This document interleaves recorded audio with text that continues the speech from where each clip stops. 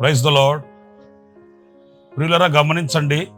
మరి విజయవాడలో వరద రావడం, కొన్ని ప్రాంతాలు నీట మునగడం అనేది మీ అందరికీ బాగా తెలిసిన విషయమే.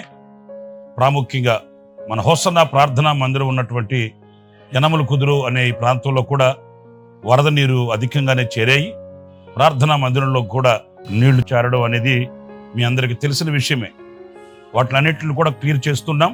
అందుచేత 7వ తేదీన జరగవలసిన సంపూర్ణ రాత్రి ఉపవాస ప్రార్థన తాత్కాలికంగా ఈ నెల మాత్రమే ఆపుతున్నాం. ఎందుకంటే ఒక రాత్రి అంతా మనం చేరి ప్రార్థించడానికి అనుకూలమైనటువంటి వాతావరణం లేదు. మందిరాన్ని ఇంకా కొంచెం శుభ్రం చేయవలసిన అవసరం ఉంది కనుక 7వ తేదీ, ఈ నెల 7వ తేదీ మాత్రమే ఈ సంపూర్ణ రాత్రి ఉపవాస ప్రార్థనని ఆపుతున్నాము. ఇక ఆదివారపు ఆరాధనలు అనేది యథావిధిగా కొనసాగడానికి అన్ని ఏర్పాట్లు చేస్తున్నాం కనుక యథావిధిగా ఆదివారపు ఆరాధన జరుగుతుంది. సంపూర్ణ రాత్రి ఉపవాస ప్రార్థన మాత్రమే ఈ నెల మాత్రం ఆపుతున్నాము అనే విషయాన్ని మీకు తెలియపరుస్తున్నాం. మీకు తెలిసిన వాళ్ళకి కూడా తెలియపరచండి.